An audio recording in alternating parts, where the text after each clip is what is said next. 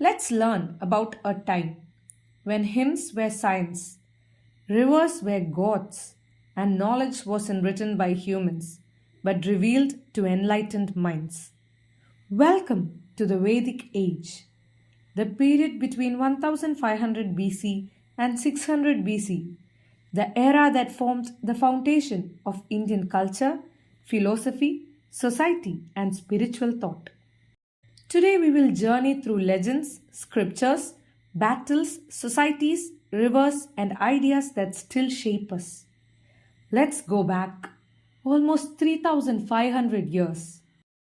According to ancient texts and linguistic studies, the Aryans arrived from the Russian steppes, noble, horse-riding tribes. The Sanskrit word Arya itself means noble. Early thinkers like Max Muller spoke of an Aryan invasion theory, while Bal Gangadhar Tilak imagined a polar origin, and Swami Dayanand Saraswati pointed toward Tibet. But one thing is certain, their earlier settlements were in Sapt Sindhu, the land of 7 rivers in today's Jammu Kashmir and Punjab. And with them came the early Indo-Aryan language, the ancestor of Sanskrit. Picture this life, simple homes along ancient rivers like Sindhu, Vitatsa, Purushni, Vipasha and Shutudri. Today the Indus, Jhelum, Ravi, Bias and Satluj. This was the world of the Rig Veda, the oldest religious text of mankind, containing 1028 hymns spread across 10 mandalas.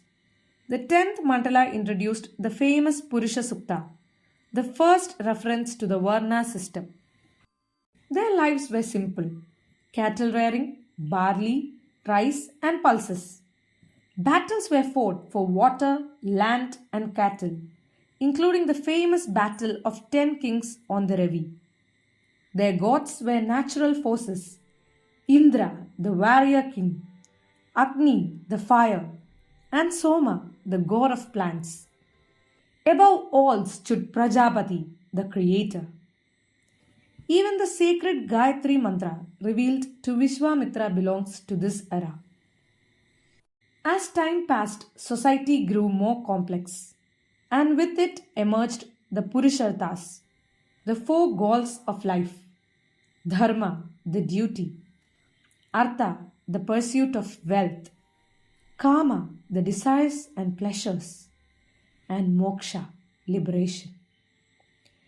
Life itself was divided into 4 ashramas: Brahmacharya, the disciplined student; Grihastha, the responsible householder; Vanaprastha, the forest dweller; and Sannyasa, the renunciate who seeks truth beyond worldly attachments.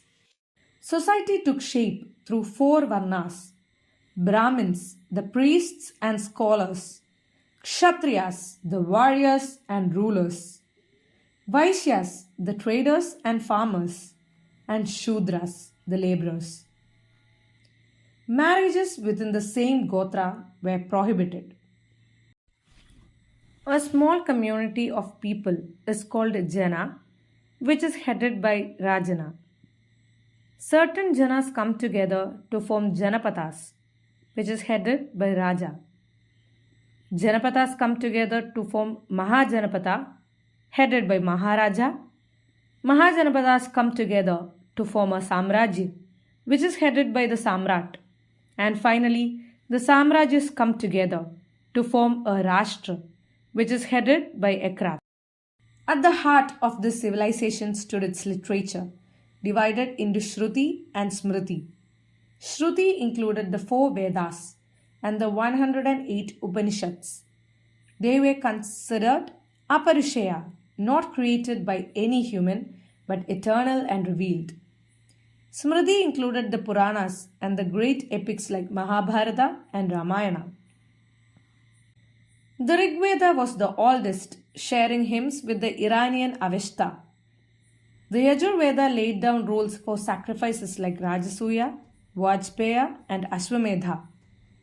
The Sama Veda celebrated music, song, and dance, along with the Chandogya and Kena Upanishads. The Atharva Veda contains spells, charms, prayers, and 600 mantras across its two main recensions, the Paipalada and the Shaunakya. Its three Upanishads were the Mandukya, Mundaka, and Prashna. Each Veda was further divided into the Samhita, Brahmana, Aranyaka, and Upanishad sections. Together they formed the encyclopedia of ancient Indian life. Customs around marriage was equally fascinating. 8 forms were recognized. The approved ones were Brahma marriage, where the daughter was given to the learned groom, Arsha marriage, involving symbolic gifts, Deva marriage, where the girl was given to the priest during a sacrifice, and Prajapatya marriage, based on mutual consent and shared duties. The disapproved forms included Gandharva, a love marriage, Asura, involving bride price, Rakshasa, done by force, allowed only for warriors in emergencies, and Paishacha, the worst form, involving deceit or exploitation. Art and culture flourished too. Pottery advanced into the painted grey ware culture of the later Vedic period. Metal work evolved from copper to iron. The Vedic age was not just a chapter of history, it was the blueprint of Indian civilization. Its ideas of dharma, karma, moksha, kingship, rituals, family, and nature still resonate today. And as we read the hymns of the Rig Veda, written almost 3,500 years ago, we don't just hear the voices of ancient seers.